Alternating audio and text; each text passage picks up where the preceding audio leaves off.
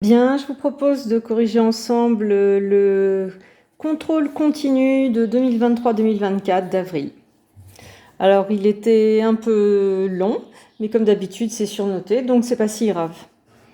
Alors, concernant le QCM, voici les réponses.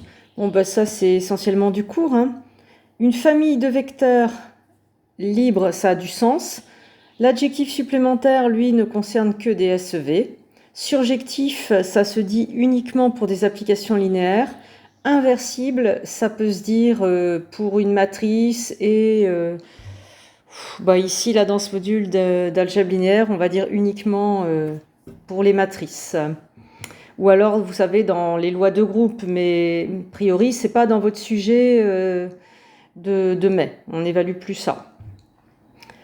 Pareil, question B, la famille de vecteurs rang, cardinal. Vous savez très bien qu'on déteste quand vous parlez de la dimension d'une famille. Ça, c'est pour les SEV ou les EV. Et noyau, c'est pour les applications linéaires.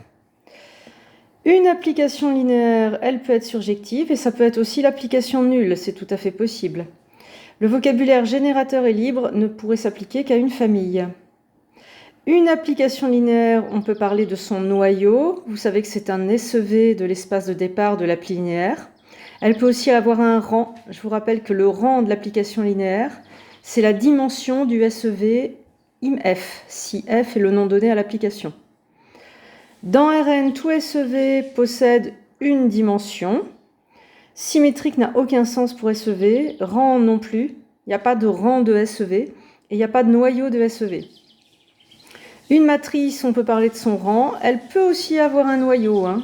Le noyau, c'est un ensemble de matrices colonnes et le produit A fois la matrice colonne vaudrait 0. Et enfin, cette notation vect 1, 2, 3, eh ben vous devez comprendre que le 1, 2, 3, parce qu'il est entre parenthèses, c'est un seul élément de R3. En plus, vous avez le dans R3 à côté qui laisse pas de doute. Donc ça, c'est un SEV de R3. Et c'est aussi une droite vectorielle dirigée par le vecteur 1, 2, 3. Voilà, je propose qu'on se retrouve dans la prochaine vidéo pour l'autre exercice. À tout de suite.